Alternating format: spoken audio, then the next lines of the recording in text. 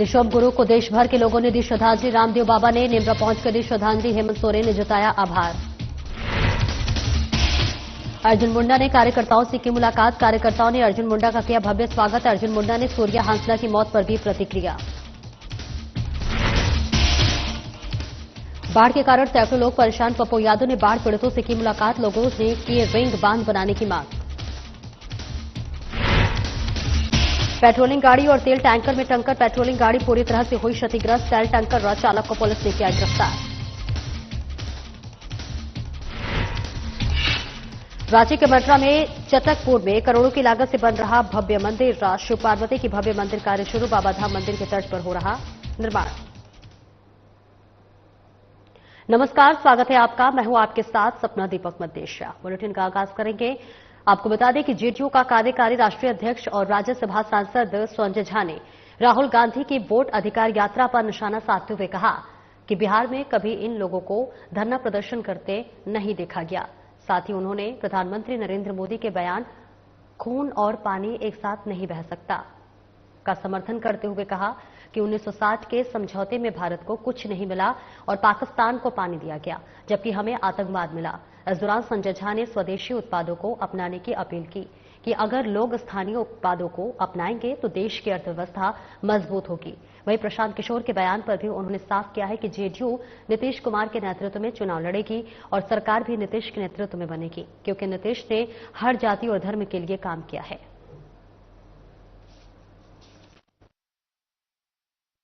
बिहार में कोई इशू लगता है आपको? कहीं प्रोटेस्ट हुआ हो, कहीं कोई निकला हो कि मेजर गड़बड़ हो गया?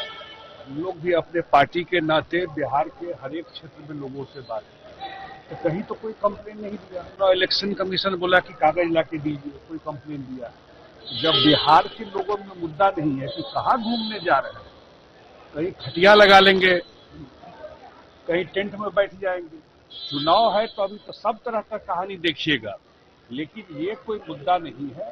जो एसआईआर में फर्जी वोटर है वो निकाला जा रहा है, और उसमें आप जानते हैं कि बहुत सारे लोग जिनकी मृत्यु हो गई है या जिनका एक से दो से ज्यादा जगह वोट है या परमानेंट शिफ्ट कर गए, उन्हीं लोगों का लिस्ट बिल्कुल ट्रांसपेरेंट रहा है। के विरोध में जिस तरीके से प्रधानमंत्री ने जीएसटी स्लैब को कम करने के बाद कैसे देखते हैं? नहीं, ओवरऑल उन्होंने कहा है, एक तो बहुत बड़ा मैसेज दिया कि जीएसटी रोजमर्रा की चीजें जो है उस पर कम होगी, तो निश्चित रूप से कम होंगी तो जो मध्यम परिवार के लोग हैं, जो गरीब परिवार के लोग हैं, वो जो सामान खरीदेंगे वो सस्ता पड़ेगा।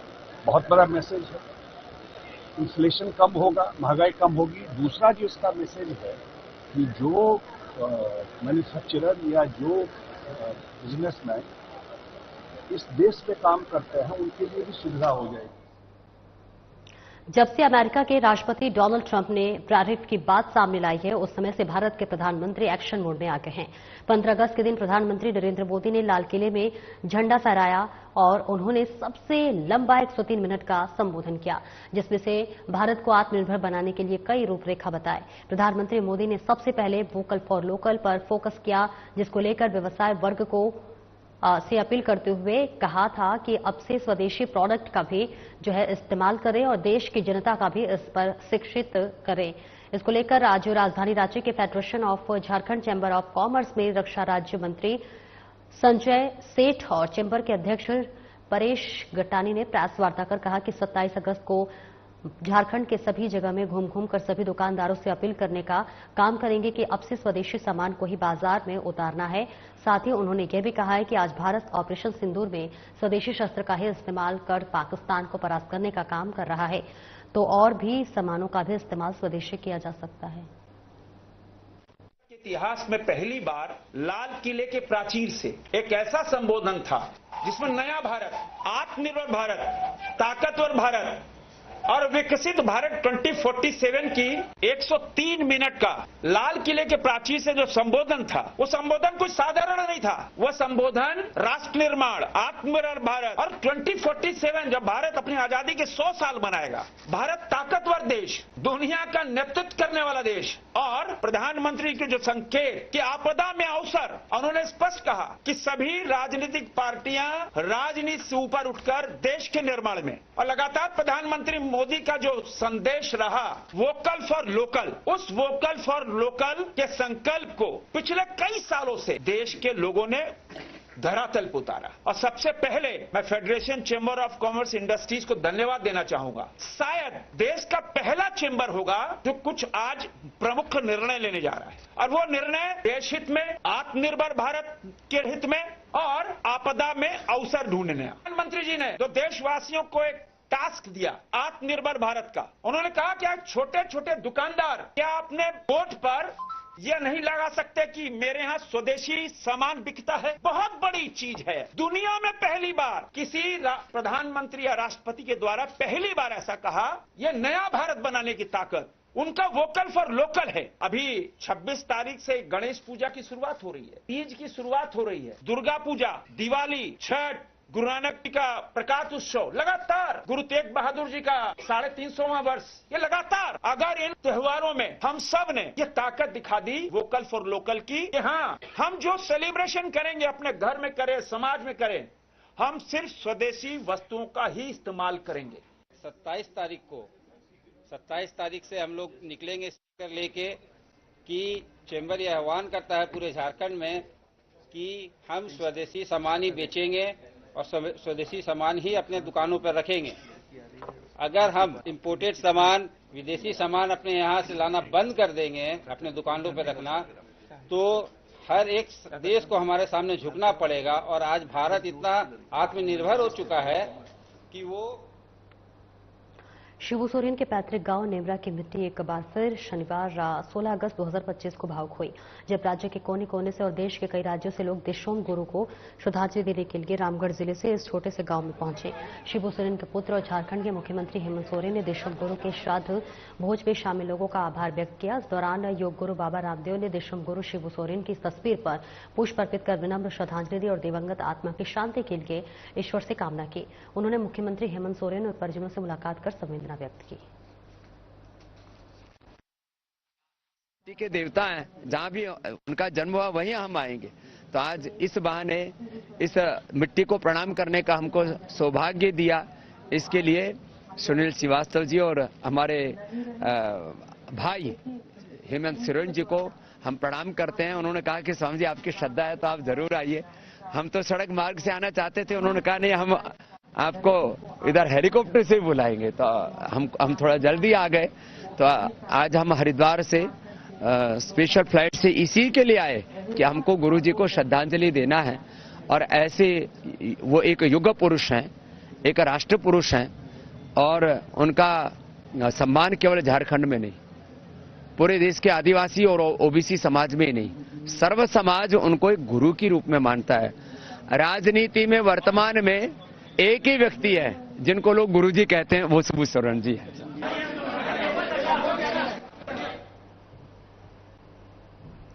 मुख्यमंत्री हेमंत सोरेन का पैतृक गांव नेमरा की माटी आज फिर से भावुक हो उठी, जब लाखों की संख्या में अपने यहां पर लोग अपने महानायक स्वर्गीय देशोम गुरु शिबू सोरेन को नमन करने उमड़ पड़े। सभी ने स्वर्गीय देशोम गुरु की तस्वीर पर पुष्प अर्पित कर भावपूर्ण श्रद्धांजलि अर्पित की और उनके योगदान को स्मरण किया, जिसका जायजा लिया हमारे संवाददाता चंदन वर्मा ने। देखिए, देने के लिए नेमरा गांव झारखंड के राज्यपाल संतोष गंगवार पहुंचे हैं। इसके साथ ही जो मुख्य सचिव हैं वो पहुंची हुई हैं, और एक तरह से कह सकते हैं कि जो नेमरा गांव है वहां पर आज जो है सभी नम आंखों से पहुंच रहे हैं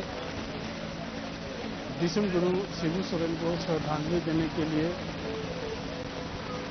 और जिस तरीके से लोग यहाँ पर पहुंच रहे हैं, तो लगातार सब शिबू सोरेन को दे रहे हैं श्रद्धांजलि। हमारे साथ पूर्व मंत्री हैं, उनसे बात करें कि आज गुरु जी को श्रद्धांजलि दिए, क्या कहेंगे उनके विषय में।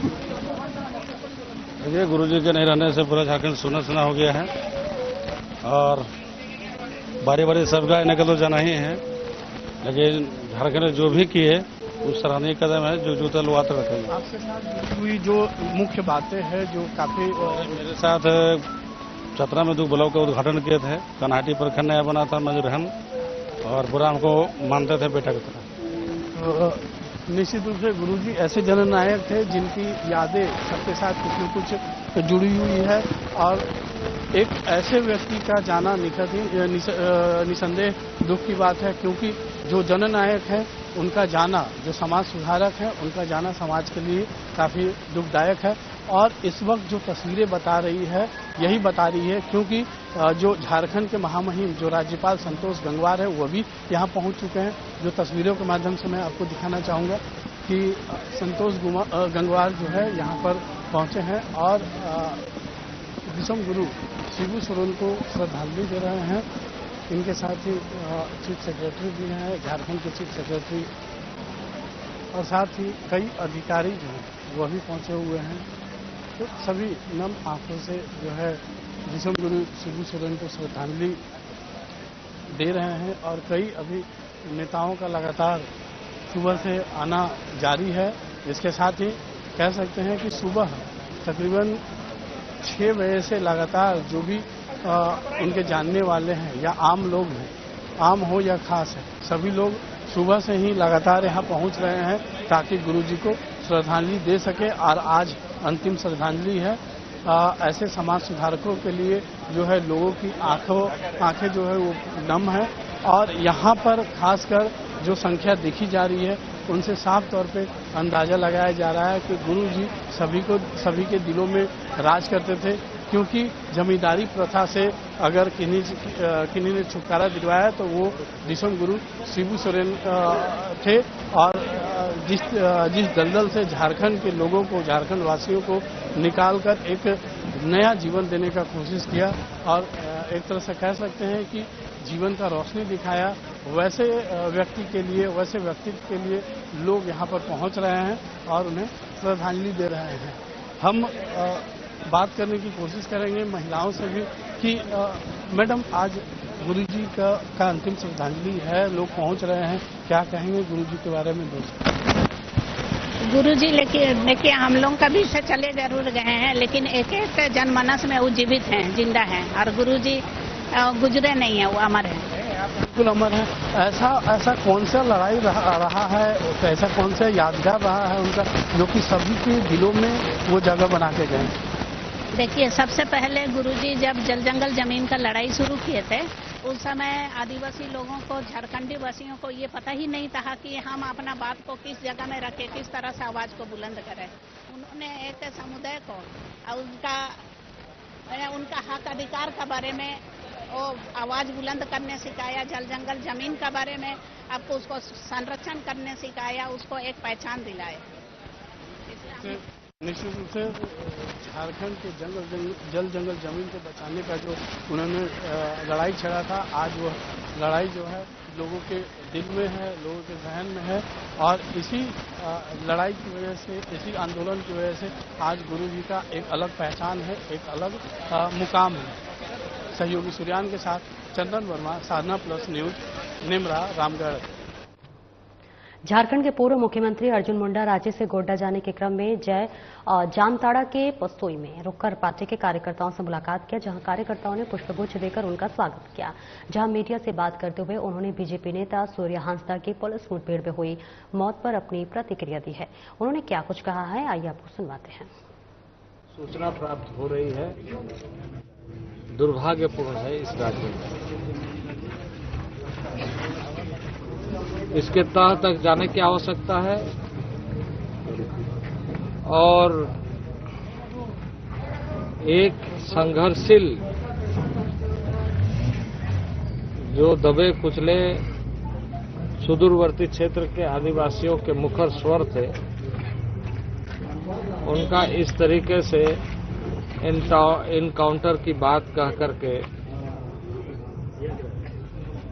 एक तरीके से प्रशासन के शिकार हो जाना। अभी हम उसी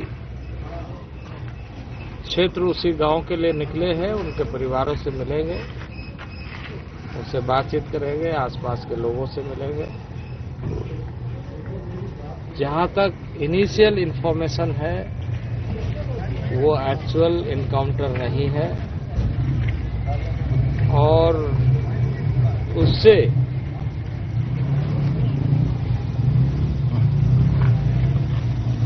पूरे राज्य के आदिवासियों में झारखंड राज्य के निर्माण के जो सपने थे उस पर लेकर सवाल खड़ा हो गया। करेंगे, हम वहां जा रहे हैं, उनके परिवार के लोगों को न्याय मिले इसके लिए हम प्रयत्न करेंगे। पार्टी की ओर से सीबीआई जांच की भी मांग की जा रही है। अब किस तरह की जांच होगी, राज्य सरकार को कसौटी पर खरा उतरने के लिए स्वयं इस पर पहल करना चाहिए। लीपापोती करने के लिए नहीं, बल्कि ईमानदारी से एक संघर्षशील की हत्या हुई है या इनकाउंटर हुई है, ये जनता के सामने। पुड़िया लोकसभा क्षेत्र के सांसद राजेश रंजन उर्फ पप्पू यादव ने बाढ़ग्रस्त क्षेत्रों में जाकर पीड़ितों से मुलाकात कर स्थिति का जायजा लिया। पप्पू यादव कटिहार जिला के कोढ़ा प्रखंड क्षेत्र के नदग्राम जरलाही डूमर पहुंचे थे, जहां पर जानकारी के मुताबिक डूमर कोसी बरंदा नदी के जलस्तर में हो रहे उतार चढ़ाव के कारण सैकड़ों लोग परेशान हैं। सांसद से स्थानीय लोगों ने कोसी बरंडी नदी में रिंग बांध बनाने की मांग की है। ग्रामीणों की मांग है कि सांसद पप्पू यादव ने सरकार से इस पर जल्द पहल करने की बात कही। सूर्या हांसदा के पुलिस एनकाउंटर में हुई मौत के बाद बीजेपी की 7 सदस्यीय टीम स्वर्गीय सूर्य नारायण हांसदा की गोड्डा जिला अंतर्गत नलमटिया स्थित डकेटा ग्राम पहुंची, जहां टीम ने उनके परिजनों से मुलाकात कर उन्हें उच्च स्तरीय जांच करवाने का भरोसा दिलाया। टीम में पूर्व मुख्यमंत्री झारखंड अर्जुन मुंडा, पूर्व मंत्री झारखंड सरकार अमर बावरी और रणधीर सिंह, पूर्व सांसद सुनील सोरेन, पूर्व विधायक भानु प्रताप शाही, महिला मोर्चा की प्रदेश मंत्री अनिता सोरेन शामिल थे। एक वायरल वीडियो है, वो वायरल वीडियो की जांच होनी चाहिए। 11 तारीख की यह घटना है, 12 तारीख को एफआईआर होता है, जिसका सूचक जो है थाना प्रभारी बुआरी जोर बनता है। 12 तारीख को थाना प्रभारी बुआरी जोर बनता है। कोई इंडिपेंडेंट कोई व्यक्ति या कोई संस्था या कोई व्यक्ति नहीं कहता है, थाना प्रभारी उसका सूचक बनता है और उसी थाना क्षेत्र में इनकाउंटर होता है, उनकी हत्या कर दी जाती है, जबकि उनकी गिरफ्तारी देवघर जिला में होती है। साफ जाहिर है, सब चीजें ठीक है। अब राज्य की सरकार को चाहिए, अगर यदि सही मायने में जो अर्जुन मुंडा जी ने, माननीय पूर्व मुख्यमंत्री जी ने विषय को उठाया है कि अगर यदि आदिवासियों के हित में न्याय दिलाने के लिए, प्रधान परिवार को न्याय दिलाने के लिए अगर सही मायने में नुमाइंदगी करती है सरकार, तो 100% इसकी जांच जो है निष्पक्ष से कराए और दूध का दूध पान का पान। आपके छात्र आपके 100% निष्पक्ष जांच के लिए भारतीय जनता पार्टी जिस एजेंसी से इसे पूरे घटनाक्रम का जो सीधे हत्या की ओर इशारा करता है, तो इस घटना की जांच कराने के लिए और इस पीड़ित परिवार को न्याय दिलाने के लिए जो भी कदम उठाना पड़ा बीजेपी को, वो बीजेपी उठाएगी। कोर्ट में मुकदमे चल रहे हैं, कोर्ट ने कई केसेस में, जैसे हमने कहा, एक्विटल हो गए। यहां तक पुलिस नहीं रोकी, पुलिस ने इस बात को भी, कोर्ट को भी धोखा देने का काम किया कि कोर्ट से कोई वारंट आज के डेट में उनके खिलाफ में नहीं है, जिस पर उनको कहा जाए कि वो घर से बाहर है, भागा हुआ है। बगैर कोर्ट वारंट के उसको 10 तारीख को गिरफ्तार किया जाता है और 11 तारीख को घोषणा किया जाता है कि पुलिस भूत पीड़ित है, वो मारा। तो ये एक गहरी साजिश का हिस्सा है। ये यहाँ के परंपरागत व्यवस्था में जो दायित्व निभाने वाला परिवार है, परंपरा को ध्वस्त करने का, ऐसे लोगों का मुंह बंद करने का और ऐसे लोगों को हत्या करने का काम साजिश के तहत किया जा रहा है। पुलिस के द्वारा आज इनकाउंटर किया गया है। पूरे मामला समझ में आ रही है, जो यहाँ की प्रजा बोल रही है, यहाँ के लोग बोल रहे हैं, तमाम आवाम यहाँ का बोल रहा है कि एक सामाजिक कार्यकर्ता सूर्या हंसदा की जिस तरह से एनकाउंटर कर मारा गया है, कहीं न कहीं बड़ी साजिश है और कहीं न कहीं ये उंगली उठाती है सरकार के काम में, क्योंकि इस इलाके में जिस तरह से अवैध पत्थर, अवैध बालू, अवैध कोयला की अवैध तरीके से कारोबार चल रहे थे, कहीं न कहीं सूर्या जी उसका विरोध करते थे और सामाजिक गतिविधि चलाने के लिए वो हमेशा लोगों के लिए मुखर रहते थे, गरीबों के लिए, आदिवासियों के लिए मुखर रहते थे। यहाँ आके मुझे लगा कि इस तरह से 350 से ज़्यादा बच्चे और निःशुल्क बिना फीस का सबका जो गरीब बच्चे हैं, जो परिवार में कोई सदस्य नहीं है, उनको पढ़ाने का काम वो करते थे। हम लोग भारतीय जनता पार्टी के प्रतिनिधिमंडल आए हैं इस चीजों को। और खबरों में आगे बढ़ेंगे, जहां हजारीबाग को नशा मुक्त बनाने की दिशा में एक ऐतिहासिक कदम उठाते हुए सदर विधायक प्रदीप प्रसाद ने नशा मुक्त हजारीबाग अभियान का शुभारंभ किया। कार्यक्रम की शुरुआत विशेष काउंसलिंग सत्र से हुई, जिसमें विशेषज्ञ चिकित्सकों ने नशे से होने वाले शारीरिक, मानसिक और सामाजिक दुष्परिणामों पर लोगों को विस्तार से जानकारी दी। मौके पर चिकित्सकों ने कहा कि नशा केवल व्यक्ति की नहीं बल्कि पूरे परिवार और समाज की प्रगति को प्रभावित करता है। वहीं कार्यक्रम का संचालन बीजेपी नेता दिनेश सिंह राठौर ने किया।